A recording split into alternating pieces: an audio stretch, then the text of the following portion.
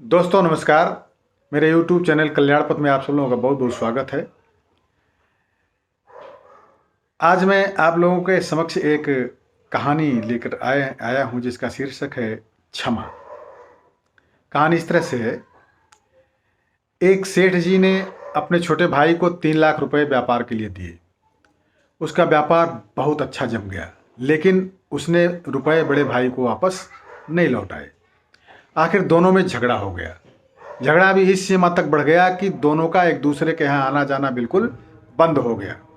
घृणा व द्वेष का आंतरिक संबंध अत्यंत गहरा हो गया। सेठ जी हर समय हर संबंधी के सामने अपने छोटे भाई की बुराई, निंदा, निरादर व आलोचना करने लगे।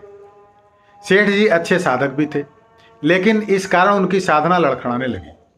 भजन पूजन के समय भी उन्हें छोटे भाई का चिंतन होने लगा। मानसिक व्यथा का प्रभाव तन पर भी पड़ने लगा। बेचैनी बढ़ गई, समाधान नहीं मिल रहा था।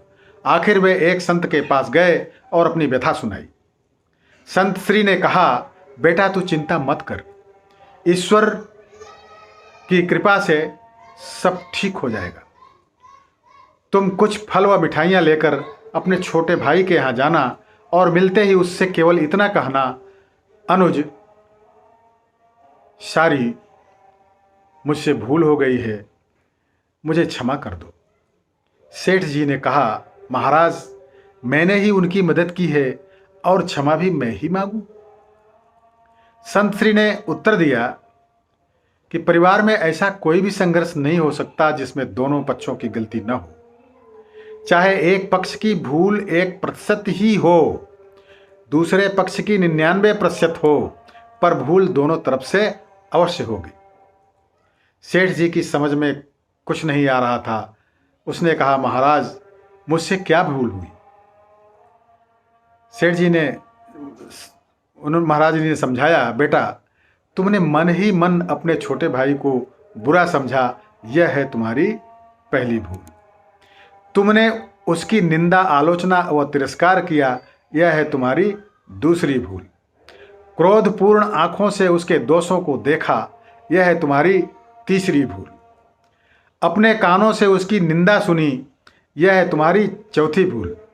तुम्हारे हृदय में छोटे भाई के प्रति क्रोध व घृणा है, यह है तुम्हारी आखिरी भूल। अपनी इन भूलों से तुमने अपने छोटे भाई को दुख दिया है। तुम्हारा दिया दुख ही कई गुना होकर तुम्हारे पास लौटा है। आओ अपनी भूलों के लिए क्षमा मांगो, नहीं तो तुम न चैन से जी सकोगे न चैन से मर सकोगे। क्षमा मांगना बहुत बड़ी साधना है और तुम तो एक बहुत अच्छे साधक हो। सेठ की आंखें खुल गई। संत श्री को प्रणाम करके वे छोटे भाई के घर पहुँचे। सब लोग भोजन की तैयारी में थे। उन्होंने दरवाज़ा खटखटाया। दरवाज़ा उनके भतीजे ने खोला।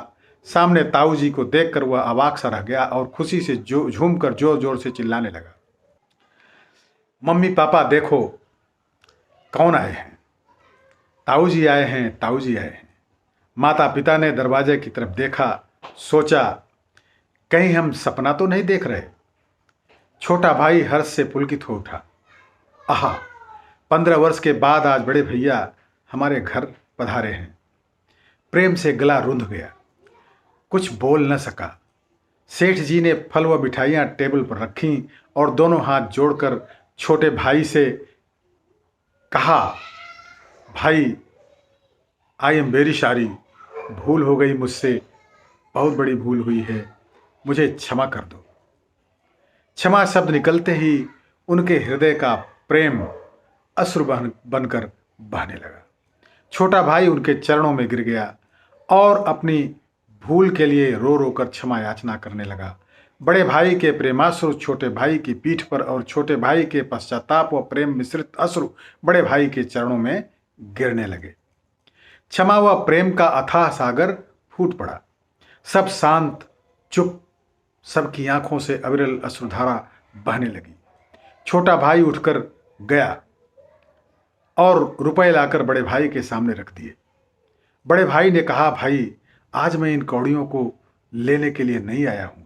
मैं अपनी भूल मिटाने, अपनी साधना को सजीव बनाने और द्वेष का नाश करके प्रेम की गंगा बहाने आया हूँ। मेरा आना सफल हो गया, मेरा दुख मिट गया, अब मुझे आनंद का एहसास हो रहा है। छोटे भाई ने कहा, भैया जब तक आप ये रुपए नहीं लेंगे तब तक मेरे हृदय की तपन नहीं मिटेगी। कृपा करके आप ये रुपए ले लें। सेठ जी ने छोटे भाई से रुपए लिए और अपने इच्छानुसार अनुज, बधू, भतीजे व भतीजी में बांट दिए। फिर सभी लोग कार में बैठे और सेठ के घर पहुंचे।